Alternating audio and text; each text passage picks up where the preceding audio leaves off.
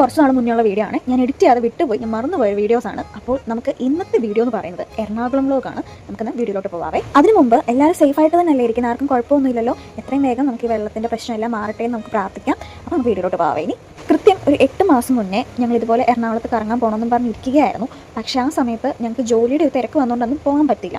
അപ്പോൾ എനിക്ക് ഭയങ്കര സങ്കടമായിരുന്നു അന്ന് പോകാൻ പറ്റാത്ത ഒരു ഇതിൽ. പിന്നെ ഞങ്ങൾക്ക് ആ ഒരു സാഹചര്യം ഒത്തു വന്നില്ല. കൃത്യം 8 മാസം ആയപ്പോഴാണ് ഞങ്ങൾക്ക് അതൊന്ന് ഒത്തു വന്നത്. അപ്പോൾ ഞങ്ങൾ വർക്ക് റിലേറ്റഡ് ആയിട്ട് ഇവിടെ വന്നതാണ്. അപ്പോൾ ഉച്ചയൊക്കെ ആയപ്പോഴത്തേക്ക് അതിൻ്റെ പരിപാടി ഞങ്ങൾ ഒതുക്കി എല്ലാം കഴിഞ്ഞു. അത് കഴിഞ്ഞിട്ട് ഞങ്ങൾ ജസ്റ്റ് ഒന്ന് ഇറങ്ങാമെന്ന് വിചാരിച്ചു.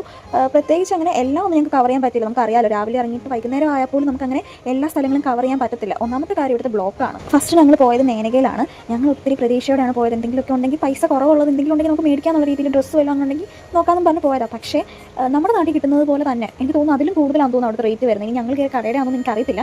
അങ്ങനെയായിരുന്നു എനിക്ക് തോന്നി. എനിക്കത്ര നല്ലതായിട്ട് തോന്നിയില്ലേ.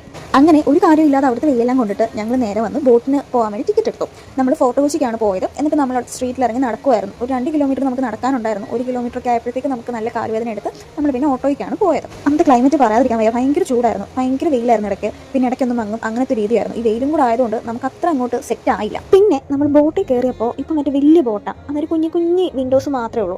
അപ്പോൾ എനിക്ക് അതിനോട് വലിയ താല്പര്യം തോന്നിയില്ല, ഒരു രസം തോന്നിയില്ല. ഞങ്ങളൊരു 2 വർഷം മുന്നേ കയറിയപ്പോൾ മറ്റേ പഴയ ബോട്ടായിരുന്നു തുറന്നിരിക്കുന്നത്. അതിനകത്ത് പോകുമ്പോൾ ഒരു വൈബ് എനിക്ക് ഈ ഒരു പ്രാവശ്യം പോയപ്പോൾ കിട്ടിയില്ല. അപ്പോൾ അതിനകത്ത് ഞാൻ ഡിസപ്പോയിൻറ്റഡ് ആയിരുന്നു.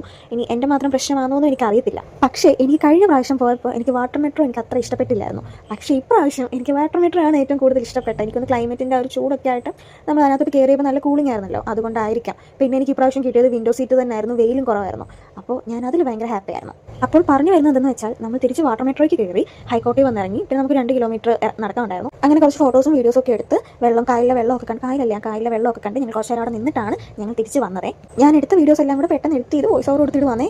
അപ്പോൾ ഈ വീഡിയോ ഇത്രയേ ഉള്ളേ. ബൈ.